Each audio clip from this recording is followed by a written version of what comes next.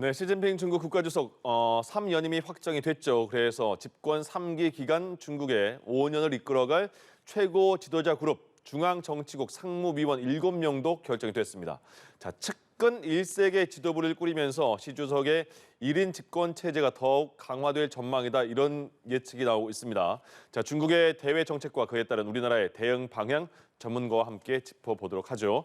김한권 국립외교원 교수 모셨습니다. 어서 오십시오. 네, 안녕하세요. 안녕하십니까. 예. 먼저 이번 그 3연임 되면서 절대 권력에 등극했다, 뭐 시황제다 이런 말도 나오거든요. 예, 예. 먼저 이번 당대회 전반적인 결과 평가 좀 해주시죠. 예, 방금 말씀해 주신 대로 시진핑 주석의 1인 지배 체제 또는 친정 체제가 더욱 강화되었다라고 볼 수 있겠습니다. 예.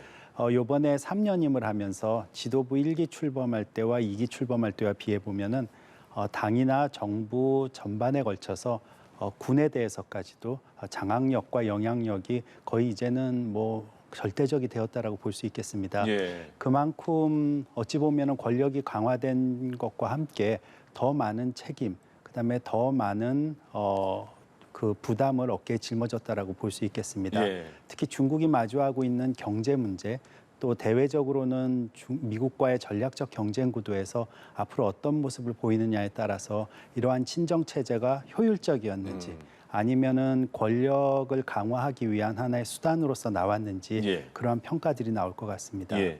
지금 저희가 상무위원 7명, 시주석 포함해서 7명이고요. 또 4명은 또 탈락한 그 인물도 보여드렸는데 중국에서는 그 상무위원이 어느 정도 중요하길래 계속 예. 상무위원이라는 표현이 많이 나와요. 예, 마오쩌둥 시기에 보면은 예. 1인 지배 체제였습니다. 원체 당과 국가에 대한 기여도가 높았고 건국을 이룬 사람이기 때문에 굉장히 커다란 카리스마, 정치적 카리스마가 부여됐었습니다. 예. 그러다 보니 대약진 운동의 실패라든가 문화대혁명이라는 10년의 혁명과 광풍의 시대 때문에 부정적인 비판이 있었습니다. 예. 그러다 보니 그 다음 지도자인 덩샤오핑은 이러한 1인 지배 체제를 막기 위해서 집단 지도 체제, 여러 명이 한꺼번에 논의해서 국가의 중요한 일을 결정하자라는, 그러다 보니까 당의 최고 7명의 서열 7명, 지금 7명이라면은 이런 최고의 지도자들이 형성이 돼서 예. 여기서 결정이 나왔습니다. 그러다 보니 정치국 상무위원 7명의 정치국 상무위원의 면면이 어떠냐, 성향이 어떠냐에 따라서 중국의 정책 방향성이 나올 수 있기 때문에 거기에 대해서 많은 관심을 가지고 지켜보고 있었습니다. 그러다 보니 예. 정치국 상무위원회 누가 들어가느냐에 따라서 많이 관심을 가지고 있습니다. 그럼 교수님 보기에 지금 그 새롭게 7명이 이제 새로 구성이 됐잖아요. 이번에 예. 상무위원들이 시 주석을 포함한 7명이잖아요. 예, 예. 어떻게 분석하세요? 그러면 이번에 명명된 사람들? 예, 원래 아까 말씀드린 대로 덩샤오핑이 애당초 구상했던 집단 지도 체제는 예. 7명들이 권력을 나눠 가지고 그 다음에 국가 주석과 당의 총서기가 있더라도 예. 이 7명 중에 단지 한 명이 대표한다는 것이지 사실상의 균등한 권력을 나눠 갖고 있었습니다. 그때는 그나마 예. 합리적이었네요. 그럼. 예, 근데 지금은 상무위원도 그대로 돼 있고 집단 지도 체제도 유지되지만 예. 사실상의 실질적으로는 1인 지배 체제의 형식이 나오고 또 시진핑 주석을 제외한 나머지 6명이 예. 과연 시진핑 주석의 정치적 권위에 도전할 수 있는가에는 의문이 생깁니다. 그러다 보니 형식적으로는 집단 지도 체제지만은 실질적으로는 1인 지배 체제의 형식이 가깝고 그 한 명 한 명 나머지 6명의 면면이 예. 시진핑 주석의 측근 그룹에서 나왔기 때문에 견제 세력이 상무위원들 내부 7명 내에서 시진핑 주석의 견제 세력이 없다라고 볼 수 있어서요. 예. 견제 세력 없는 시진핑 주석의 친정 체제의 구성이다라고 볼 수 있겠습니다. 저기 보면 그 시진핑 주석 있고 왼쪽에 리창, 뭐 자오러지, 왕후닝, 차이치, 당쉐샹, 리시 이렇게 해서 총 7명인데 예, 저게 이제 권력 서열 순위잖아요. 예, 그렇습니다. 입장은 순위고 그런 상황인데 그러면 예, 예. 리창, 자오러지, 왕후닝 이렇게 세 사람은 특히 주목해야 된다는 얘기도 있더라고요. 예, 이유가 예. 있을까요? 예, 일단 먼저 서열 2위로 들어온 리창은 국무원 총리, 즉 시진핑 주석이 국가 전반에 대한 정책을 이끌어 나갈 때 경제 문제를 포함한 정부를 이끌 사람으로 예. 지금 아마 내정이 된 것 같습니다. 예. 관례상으로 보면 지금 서열 2위가 국무원 총리를 맡게 돼 있는데요. 네. 리창 총리가 지금 많은 논의가 있던 차에 발탁이 됐기 때문에 더 관심을 많이 갖는 것 같습니다. 즉 차세대의 후보 차세대 주자 중에 한 명이었던 후추나 지금 국무원 부총리가 결국 지금 죄송합니다. 상무위원회 정치국 상무위원회에 진출하지 못하고 또 시진핑 주석의 이런 측근 그룹들을 유일하게 견제할 수 있는 세력이지 않을까라고 기대를 걸었던 공산주의 청년단 그룹, 공청단 소속, 줄여서 공청단인데 니커창, 왕양, 후추나 그 이전에는 전임 주석이었던 후진타오를 중심으로 이렇게 세력이 형성돼 있었는데 결국 후추나 대신에 리창 시진핑 주석의 측근 한 명이 총리로 내정되었다는 점에서 많은 사람들이 관심을 가진 것으로 보입니다. 아까 보도에도 나왔지만 상하이시 당서기를 하면서 지금 상하이 봉쇄할 때 코로나 문제로 많은 비판도 있었고 이래서 논란이 있었습니다마는 결국 시진핑 주석의 신뢰가 리창을 차기 총리 내정으로 이끌지 않았나 그렇게 생각합니다. 그러니까 지금 3연임 저희가 계속 말하는데 중국이 원래 덩샤오핑이 만든 건가요? 그 5년 2연임까지 하고 3번까지는 하지 말자 이렇게 말했는데 이번에 시진핑이 아니야 난 좀 더 할 거야 해서 한 번 더 연임하겠다는 거잖아요. 한 번만 더 연임할까요? 지금 법적으로는 중국 헌법이 지난 2018년에 중국 헌법이 수정이 됐습니다. 그래서 원래 국가 주석과 부주석은 2번 연임을 초과할 수 없다라는 항목이 있었는데 그게 삭제가 됐습니다. 그러다 보니 법적으로는 3번 연임하고도 4번 하더라도 아무 문제가 없습니다. 즉 장기 집권을 하더라도 중국 헌법에 어긋나지는 않습니다. 단 지금 아까 말씀드린 대로 시진핑 주석의 권력이 집중돼 있는 건 사실입니다만은 그만큼 책임과 업적에 대한 요구도 많을 겁니다. 그래서 지금 3년임 이후에 장기 집권에 대한 전망은 지금 중국이 마주하고 있는 여러 문제들, 내부적으로는 중국 경제 문제고요. 대외적으로는 미중 전략적 경쟁 구도의 결과가 어떻게 나오느냐, 또 향후 4연임을 만약 도전한다면 그 시기에 양안 관계, 타이완과의 통일 문제를 어떻게 이끌어가고 있느냐에 따라서 도전할 수도 있고 또 도전이 어려워질 수도 있기 때문에 결국은 강한 권력 하에서 어떤 업적을 이루어내느냐가 중요한 요인으로 나올 것으로 봅니다. 어쨌든 본인 때문에 당원도 바꾼 거잖아요. 본인 더 하려고. 그렇죠. 그러면 이 서열 1위는 시진핑 주석, 2위는 리창, 3위 자오러지, 4위 왕후닝입니다. 왕후닝은 장점인이 발탁한 인물이다 이렇게 나오는데 이분은 어떤 그 발탁 요인이 있었을까요? 아주 대표적인 중국 공산당 리더십의 그 브레인 또 시진핑 주석의 책사라고 볼 수 있습니다.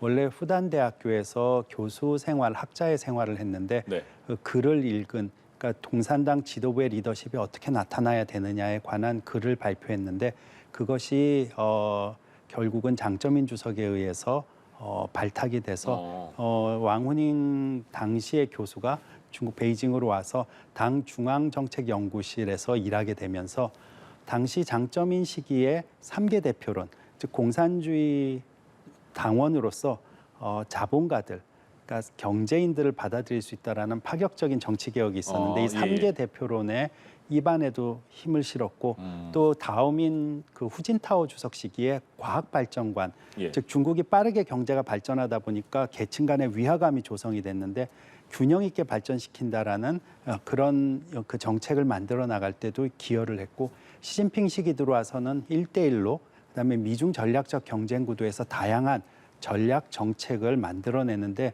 주 역할을 맡았기 때문에 시진핑 주석의 책사로 불리고 있습니다. 이번에도 안정적으로 정치국 상무위원회에 유임되었다라고 보입니다. 일단 그 상무위원 총 7명 중에 6명은 최측근이 맞다고 보면 될까요? 그렇습니다. 그러면 조금 전에 후추나 공산주의 청년당 공천당의 차기 주자라고 생각했는데 이분 빠졌잖아요. 이분 빠지고 또 혁명 원로 그룹의 원로의 자제 그룹이다 하는 태자당 사람들도 빠졌고요.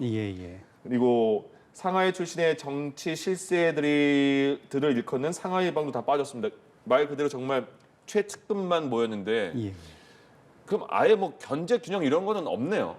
지금 상황은 어찌 보면은 장점인 시기에 어찌 보면 덩샤오핑이 차세대 주자로서 장점인에 대해서 많은 정치적 지지를 했습니다. 예. 왜냐하면 마오쩌둥과 덩샤오핑은 당 정의 기반은 물론이고 군에 대한 기반도 있었습니다. 네. 근데 3세대 주자인 장점인은 군에 대한 기반이 없었어요. 그러다 보니 덩샤오핑은 3세대 주자를 위해서 당정에 관한 기반은 물론이고 군에 대한 기반도 많이 만들어주고 사망해 버렸습니다. 예. 그랬더니 힘을 준 거죠. 예, 예. 그렇게 힘을 받은 장점인을 견제할 세력이 아무도 없었어요. 그러다 보니 그 다음 주자인 후진타오가 힘을 많이 못 쓰고 네. 장점인의 상하이방이 10년 넘게 세력을 또 연장할 수 있었던 그런 기반이 됐습니다. 그러다 보니 지금 시진핑 주석의 상황은 어찌 보면은 견제할 세력이 없었던, 즉 덩샤오핑 사망 이후에 장점인의 그런 입장으로 보일 수 있습니다. 예. 왜 굳이 마오쩌둥과 덩샤오핑과는 제가 잠깐 차이를 두냐면 네네. 마오쩌둥과 덩샤오핑은 원체 건국, 항일투쟁, 뭐 그다음에 나라를 부강하게 만들었던 당과 국가에 대한 기여가 있었기 때문에 정치적 카리스마가 자연스럽게 부여가 됐습니다. 그렇지만 시진핑 주석 같은 경우에는 내가 이러한 업적을 만들 테니까 권력을 나한테 좀 집중해 달라, 강화시켜 달라라는 요구가 있었기 때문에 예. 어찌 보면 이 정치적 카리스마는 비슷하지만 그 구조가 다릅니다. 그래서 시진핑 주석의 입장에는 어찌 보면 장점인 견제할 세력이 없었던 장점인 그 시기와 비슷하고 앞으로 어떤 업적을 만들어 나가야 되느냐라는 그런 부담을 지고 있고요. 예. 만약 역으로 권력은 강화해냈는데 기여가 없게 되면 도리어 커다란 역풍을 맞을 수 있기 때문에 시진핑 주석은 본인의 업적을 만들어 나가기 위해서 측근들과 함께 그야말로 적극적인 정책을 실행할 것으로 봅니다. 조금 전에 말씀하셨을 때 이제 군권을 장악하는 것도 굉장히 중요한 그런 요소인 거잖아요. 예. 그럼 지금 시진핑은 어떤 거를 다 지금 최고로 장악하고 있는 거예요? 예, 당 정군에 그 모두 장악했다고 볼 수 있는데 당정은 세개 당에서는 다요? 당에서 중앙위원회 총서기직 이번에 3년임을 했었고요.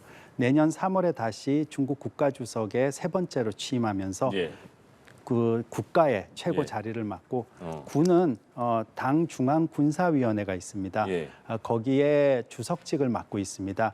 그래서 당 군정을 맡고 있고요. 전부 장악했다라고 볼 수 있습니다. 특히 이번에 재밌는 것은 군의 장요샤라는 기존의 부주석, 그러니까 중앙군사위원회 부주석이 있었는데 시진핑 주석과 아주 가까운 사이입니다.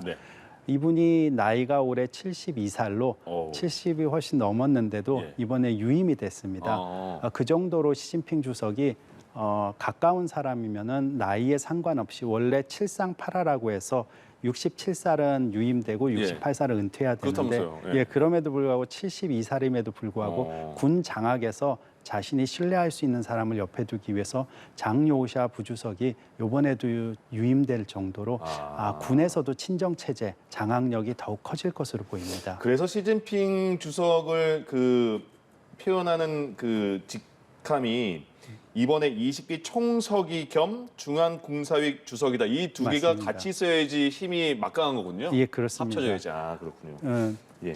근데 그 폐막식 때 보니까 후진타오 전 국가주석이 마지막 장면에 시진핑 주석 옆에 있었네. 그러니까 일어나서 어떻게 부축받는 느낌으로 나갔어요. 나가면서 리커창 형님 어깨를 살짝 치면서 나갔다 이런 보도도 있던데. 왜 나갔다고 보세요? 아마 그 장면이 정치적으로 매우 많은 해석을 나올 수 있는 장면이라서 많은 분들이 지금 저 관심을 가졌습니다. 원래 어깨 툭 치고 갔어요. 저 상황이 보면 후진타오 그 전 주석의 자기의 세력이라고 할 수 있는 공청단 출신들의 세력들이 사실상 중앙위원회 명단이 발표될 즈음에서 많이 탈락된 것을 알 수 있었던 시기였을 겁니다. 그러다 보니 원래 건강이 나빠서 공식적으로는 좀 자리에 앉기서 자리를 떴다라고 양해를 구하고 떴다 그러는데 또 정치적 해석으로는 자신의 세력이 거의 뭐 전멸하다시피 하다 보니까 그러한 불만의 표시를 시진핑 주석에게 간접적으로 보이고 또 탈락했던 리커창 그러니까 이제 은퇴해야 되는 리커창 총리에 대해서 위로의 말을 전하면서 자리를 떴다라는 그런 해석이 있습니다.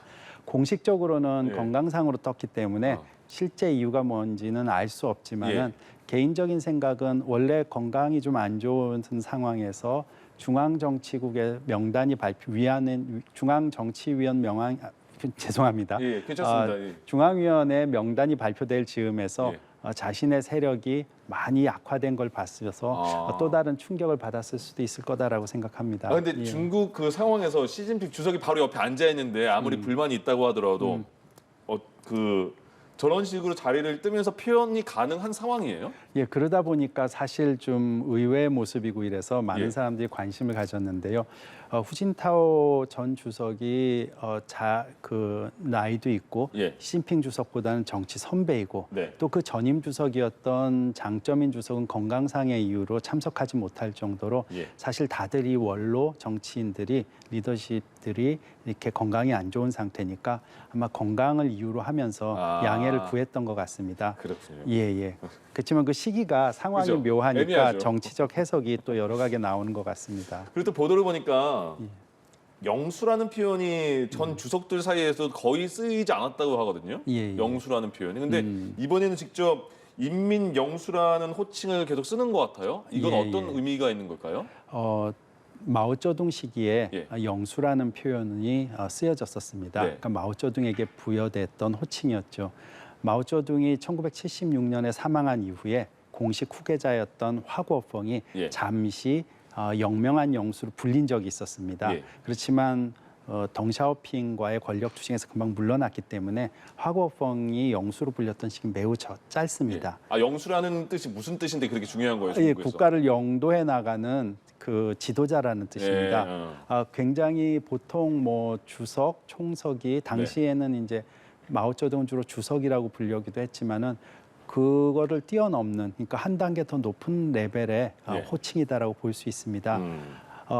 그 이후에 그 덩샤오핑이 영수라는 표현을 쓰지 않았었기 때문에 중국 정치 역사에서 사라졌다가 이번에 시진핑 주석이 3년임을 하면서 영수라는 표현이 특히 이 당대회 20차 당대회 하기 전에 한 일주일 전인 그 10월 8일부터 15일까지 CCTV에서 링항이라는, 그러니까 항로를 인도한다라는 뜻의 다큐멘터리를 얘기하면서 시진핑 주석을 영수라고 인민 영수라고 부르다 보니 지금 그 얘기가 추앙하는 걸 또 그러다 보니까 각 지방이나 아니면 지역 주요 인사들이 그런 표현을 사용하면서 이게 이렇게 많이 논쟁이 되고 논란이 되고, 그러니까 그 관심을 갖고 있습니다. 그렇군요. 예. 그 이제 3연임이 됐고 4연임이 될지 뭐 종신으로 될지 아직 모르겠습니다만 일단 3연임이 됐잖아요. 예.